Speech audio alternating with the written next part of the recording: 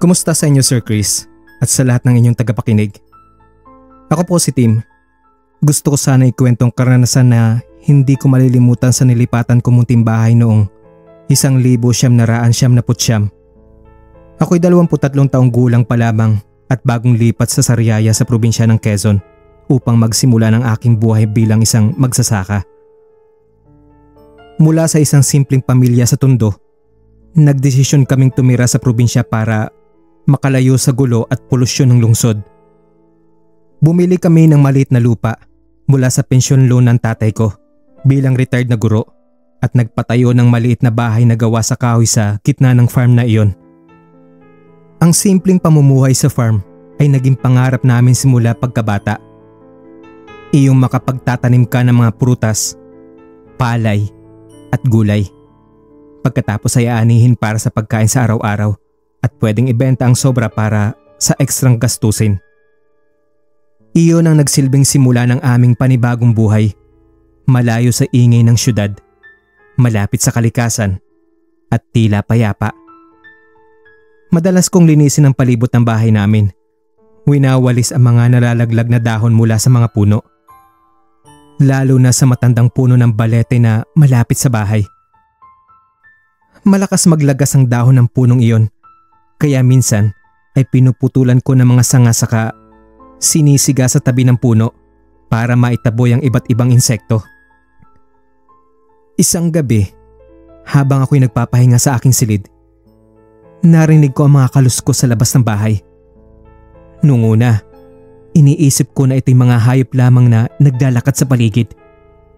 Pero habang lumalalim ang gabi, lalong lumalakas at nagiging kakaiba ang mga tunog. Tila bang mayroong isang malaking nilalang na naglalakad sa kakahuyan. Hindi, baka hayop lang yun. Bulong ko sa sarili ko habang sinusubukang matulog muli. Ngunit hindi nagtagal. Naramdaman kong merong nanonood sa akin mula sa labas ng bintana na bahagyang nakabukas. Nakita ko ang anino ng isang malaking nilalang. Mas malaki pa ito sa tao at tila naglalabas ng usok mula sa bibig. Kinabahan ako sa nakita kong iyon pero pilit kong iwinawak si ang takot na nanunuot sa kalamnan ko. Hinisip kong baka magnanakaw iyon at akalang mayaman kami dahil nasa farm kami. Tumayo ako at isinara ang bintana. Lumabas din ako ng silid para tingnan ng mga magulang ko sa kabilang kwarto. Tahimik naman silang natutulog at sarado ang bintana. Nakahinga ako ng maluwag kaya bumalik na ako sa silid ko.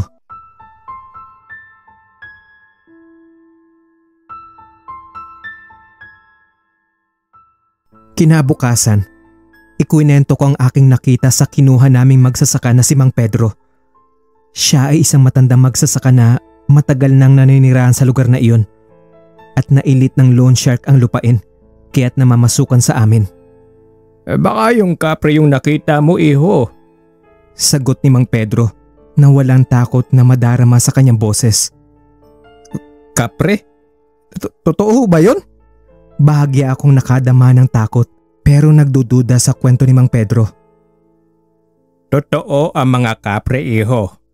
Malalaking nilalang sila na naninirahan sa malalaking puno. Lalo na sa mga balete. Tulad ng isang yan. Di kalayuan sa bintana ng silid mo. Minsan nagpapakita sila. Lalo na kung hindi nila gusto ang nararamdaman nila sa paligid o kaya may nakakakuha ng atensyon nila. Tila hindi ko matanggap ang sinabi ni Mang Pedro. Akala ko'y kwento lang ito ng mga matatanda para takutin ng mga bata. Ngunit hindi maalis sa isip ko ang nakita kong anino at ang mga kakaibang pakiramdam ng may nanonood sa akin tuwing gabi.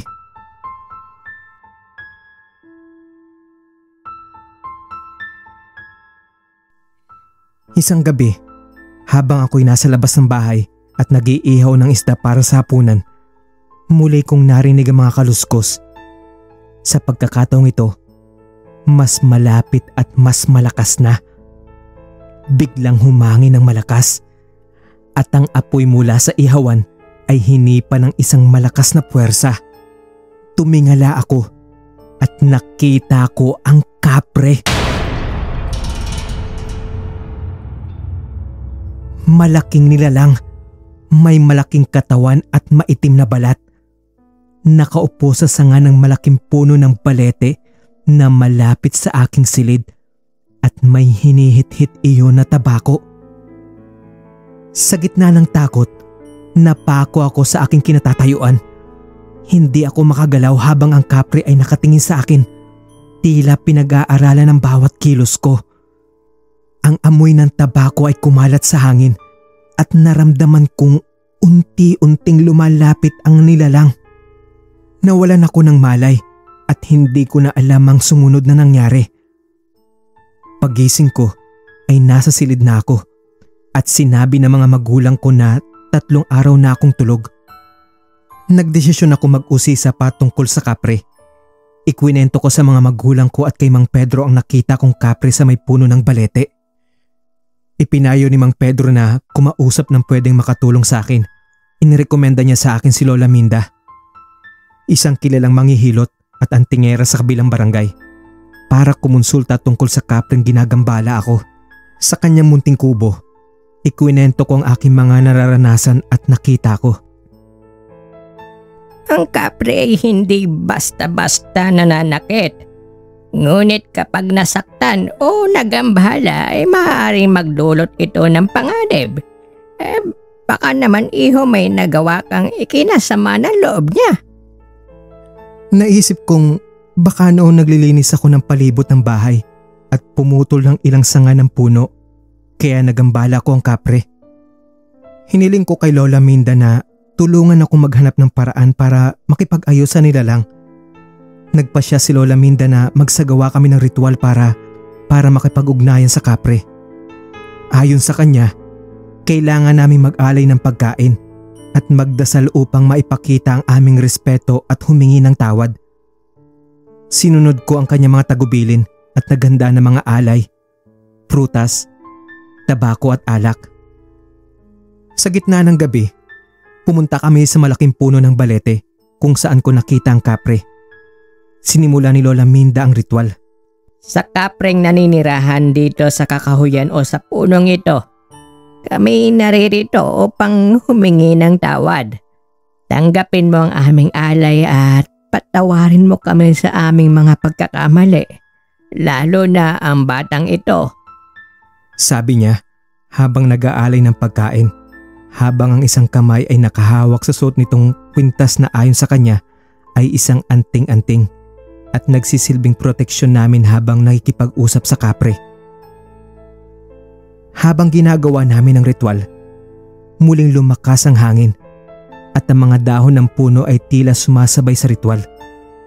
Narinig ko ang mga yabag ng kapre at muli siyang nagpakita na nakaupo sa sanga ng puno. Ngunit sa pagkakataong ito, hindi ko na naramdaman ang takot. Tila may komunikasyon na sa pagitan namin na hindi maipaliwanag ng salita. Tiningnan ko siya ng diretso sa kanyang mga matang namumula at naramdaman kong may mensahe siyang gustong iparating. Tumango si Lola Minda na tila ba may sinasabing naiintindihan ng kapre ang aming layunin. Matapos ang ritual, unti-unti bumalik ang katahimikan sa paligid. Hindi na muling nagparamdam ang kapre sa akin ng ganong kalapit.